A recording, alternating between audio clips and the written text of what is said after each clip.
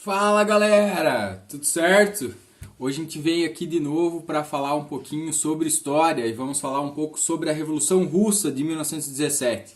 A Revolução Russa então é um dos mais importantes acontecimentos no sentido de provocar mudanças durante o século XX. Tá? Então ela ocorre em 1917 na Rússia e ela vai provocar um efeito político, social, ideológico no mundo de uma forma extremamente significativa, tá? Para a história, principalmente, né, do mundo ocidental durante o século XX. Tá? Mas para entender a Revolução Russa, a gente precisa entender um pouquinho quais são os principais antecedentes e os principais fatores que levaram a ocorrer essa revolução na Rússia em 1917.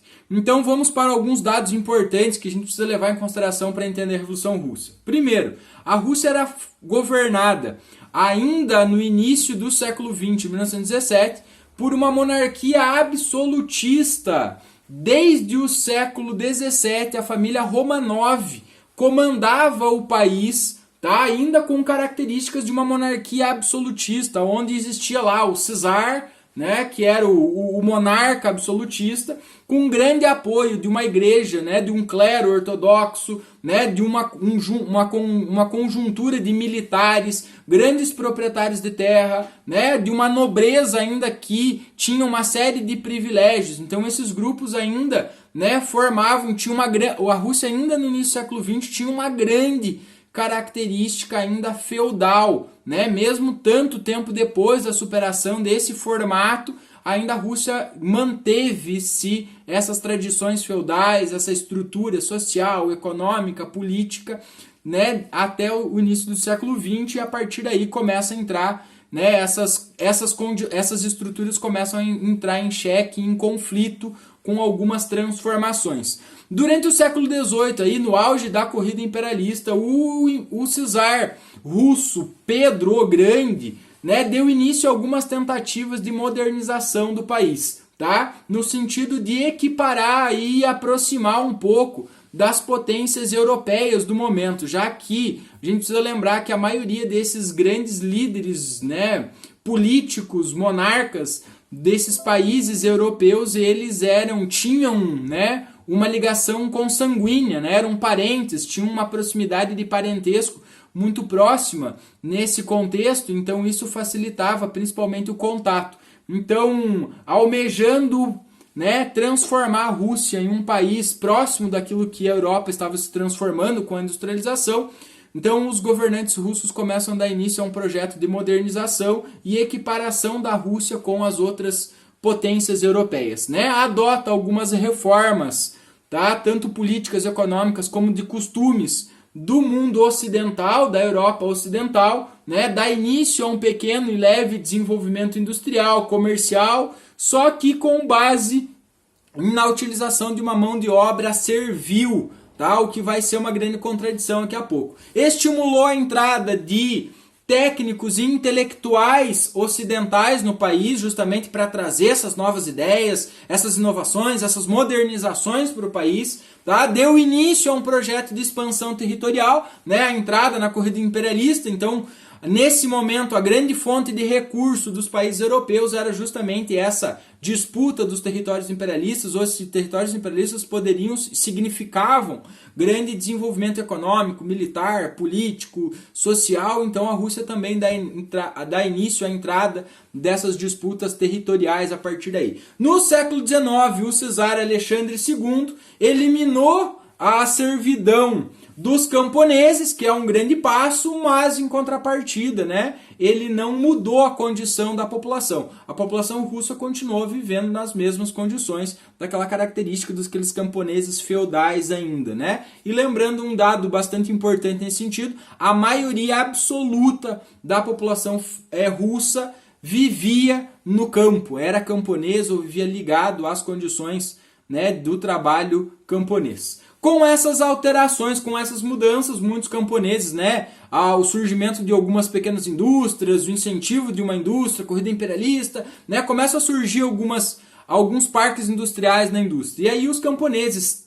né, almejando mudar a sua realidade de vida, acabam abandonando o campo pelas dificuldades, pela miséria, né, pela pobreza e as condições precárias do campo, acabam migrando para as cidades em busca e na esperança de conseguir um bom emprego, conseguir mudar a sua realidade de vida, né, e acabam indo em grande massa para as cidades onde acabam formando então uma grande massa de desempregados, o que acaba como consequência piorando a condição, porque uma grande massa de desempregados nesse momento, como não existia legislações trabalhistas, né, esse grande número de desempregados acaba fazendo com que os salários encolham ainda mais por causa da lei da oferta e da procura. Tinha muito pouca vaga por uma oferta muito grande de trabalhadores nesse sentido, tá?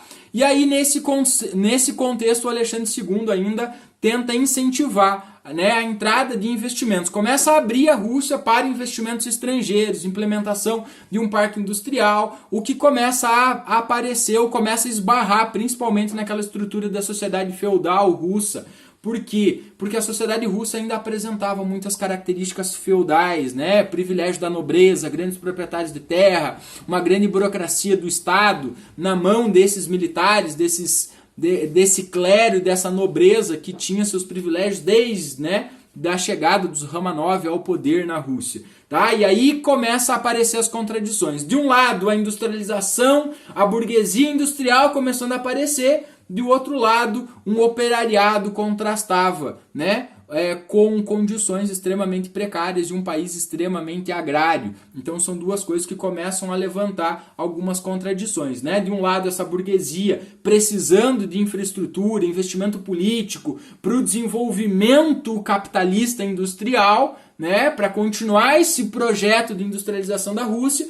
De outro lado, os trabalhadores que começam a se organizar em busca de uma condição minimamente digna de vida. Por quê? Porque nessas condições de camponeses sem uma legislação trabalhista, o que acaba acontecendo com os trabalhadores? Essa grande massa de trabalhadores desempregados.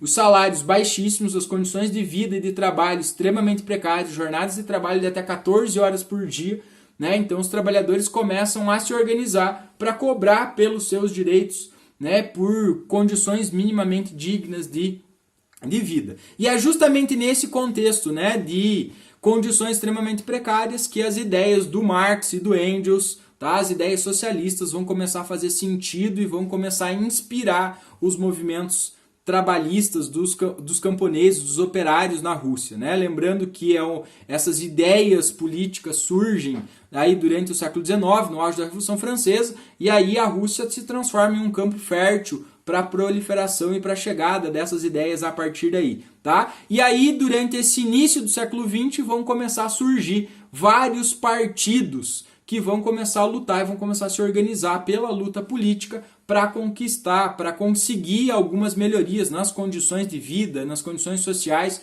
dos trabalhadores. Entre eles, merece-se destaque para o Partido Operário Socialista Democrático Russo, tá? Esse partido que vai angariar vários segmentos, né? Tanto da população mais carente, camponesa, dos trabalhadores urbanos, quanto alguns burgueses no meio desse partido, né, vai formar um dos maiores partidos que a Rússia vai ter nesse momento. Só que no início do século XX o movimento operário na Rússia é proibido. E por que esse partido ganha destaque? Porque mesmo com a proibição e com a expulsão dos líderes desse partido da Rússia, esses líderes vão embora da Rússia para outros países e passam a organizar a atuação do país do exterior, de outros países. Eles passam a mandar orientações e manter a organização do partido e da luta por conquistas trabalhistas, sociais, partindo do exterior, tá? E aí, por isso, o destaque deste partido. Em 1903, no segundo congresso do partido, na grande reunião, onde eles iam decidir as bases, as lutas a serem empregadas, o partido sofre uma divisão, tá, durante esse congresso. E aí surgem os dois grupos que vão determinar a Revolução Russa de 1917. De um lado, os mencheviques, liderado pelo Martov, que são os representantes da burguesia, da parte do partido onde está mais ligado aos pequenos comerciantes, a uma galera que tinha uma condição de vida um pouquinho melhor, que queriam mudanças, mas que queriam mudanças mais lentas, devagarinho, justamente para conservar aquilo que eles já tinham conquistado, né? A as suas condições sociais, políticas e econômicas de vida. E do outro lado, os bolcheviques, liderado pelo Lenin, tá? Que vai ser o representante dos socialistas, né? Que é aquela galera que representava. Então esses mencheviques era a grande massa do partido que representava, né? Os camponeses, os trabalhadores, né? Os trabalhadores urbanos mais empobrecidos que tinham mais pressa nas transformações do país porque passavam mais necessidades a partir daí, tá? E aí dentro desse contexto ainda de surgimento dessas ideias partidárias, ainda surgem as ideias do Trotsky, tá? Que vai ser um dos líderes mencheviques que vai defender a ideia da revolução permanente, que deveria, né, os trabalhadores deveriam assumir, essa revolução deveria ser permanente, espalhar-se pelo mundo, tá? Para que todo mundo tivesse, para se construir uma sociedade mais justa no mundo todo e a superação do capitalismo, como era a grande crítica dos socialistas, tá? Então o Trotsky e o Lenin juntos depois vão se tornar os grandes líderes da Revolução de Outubro de 1917, tá? Lá, né, durante o processo revolucionário, tá? Pessoal, em 1905 nós vamos ter um momento importantíssimo para a Revolução Russa, que é, de forma geral, o estopim que vai levar a Rússia à Revolução lá em 1917, tá? Então, em 1904, a Rússia vai se envolver em uma guerra contra o Japão pela disputa da Manchúria, né? Uma região ali da Coreia, né? Da China. Então, nessa ideia de expansão, né, imperialista, de conquistar novos territórios, grandes fontes de recursos naturais, a Rússia vai acabar se confrontando com o Japão. Tá? Um país enorme como a Rússia acreditava que a vitória seria fácil e rápida contra o Japão, um país pequenininho. Mas o Alexandre, né, o Cesar Nicolau II estava completamente errado. Né? Nesse conflito com o Japão acabou levando vantagem. Né? E nesse conflito, em 1905, a Rússia sai derrotada. E isso vai se transformar num grande problema social, político, né? Para o governo da Rússia. E isso vai ser o grande estopim das grandes movimentações populares que a Rússia vai sofrer dentro desse contexto. Então, depois da revolta, né, dos grandes gastos que a Rússia tem na guerra, do envolvimento, das vidas perdidas durante a revolta com a Rússia, isso vai acabar fazendo com que o Cesar então comece a receber constantes e oposições, revoltas populares, movimentações contra o governo, contra a Rússia. Isso vai fazer com que a Rússia então acabe assinando um tratado de paz com o Japão e assumindo a derrota e a não conquista desses territórios na região, né, da Manchúria a partir daí, tá? O estopim desse movimento, pessoal, acontece no dia 22 de janeiro de 1905, quando a população, frente a todos essas condições extremamente precárias de vida, resolve então organizar uma manifestação pacífica e levar até o imperador essas informações de como as pessoas estavam vivendo, as dificuldades, a pobreza, a miséria que a população russa estava enfrentando. Então, no domingo de manhã, no dia 22 de janeiro de 1905, a população vai até o Palácio de Inverno, aonde o Nicolau II estava com a família, entoando cânticos religiosos e hinos em louvor ao imperador, né? Deus salve o Cesar. E quando eles se aproximavam dos portões do Palácio de Inverno, os soldados que faziam a proteção do palácio abriram fogo de forma extremamente violenta, provocando a dizimação dessa população, que era na maioria formada por pessoas mais idosas e crianças e mulheres. Então era uma manifestação extremamente pacífica, que a ideia era levar uma carta e levar ao imperador a informação de como que a população estava vivendo, as dificuldades que o país se encontrava naquelas circunstâncias. Tá? Esse episódio, pessoal, marca um estopim e um racha entre o governo e entre a população, porque a partir daí se desencadeia uma série de revoltas e manifestações, tanto civis quanto militares, contra o governo nesse sentido. Tá? O Nicolau II vai tentar uma iniciativa nesse momento que vai marcar algo importante para tentar conter os ânimos da população, porque nesse momento estão à flor da pele. Então, pensando nessa tentativa de controlar os ânimos da população, o Nicolau II então promulga o Manifesto de Outubro, tá? Que vai ser aonde ele vai assinar um documento se comprometendo na formação de uma assembleia, que lá na Rússia eles chamavam de Duma, que formaria então, estabeleceria a promulgação de uma carta constitucional onde o imperador se comprometia a assinar e então estabelecer na Rússia uma monarquia constitucional parlamentarista. Mas na verdade essas promessas não saem do papel e na verdade o Nicolau usou isso como estratégia política para acalmar os ânimos da população, porque a população estava polvorosa, né, querendo a solução dos problemas, que o governo tomasse uma atitude e resolvesse. Então o Nicolau promete, oferece esse manifesto, oferece a criação então, de um parlamento onde a população seria representada e ele discutiria os assuntos do país com essa população, mas na verdade isso não passa de uma promessa. O governo vai continuar agindo de forma extremamente absolutista, de forma extremamente violenta e a partir de agora começa a reprimir de forma violenta todas as manifestações contra o governo do Nicolau II, o que vai aumentando gradativamente a revolta das pessoas e as manifestações, as greves contra o governo, e aí o governo passa de aquele que teoricamente não tinha culpa de tudo que a Rússia vivia, passa a se transformar no grande vilão da Rússia, né, a partir desse contexto de que vai fomentando e vai levar à revolução lá em 1917. Só dentro desse contexto da revolta, tá, da população contra o governo, surge então, incentivado pelos socialistas, a formação dos sovietes, que vão ser extremamente importantes para a Revolução. Os sovietes eram conselhos de operários, soldados, camponeses, que se organizavam em todas as cidadezinhas, em todos os vilarejos da Rússia, para discutir as situações do país e organizar manifestações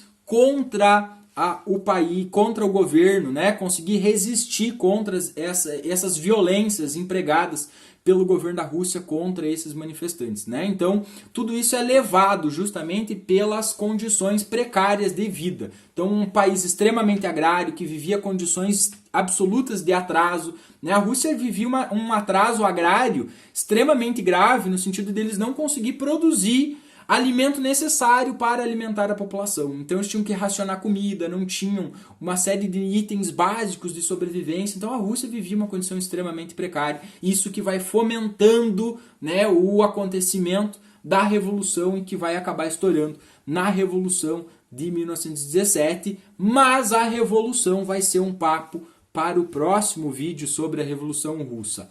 Fechou?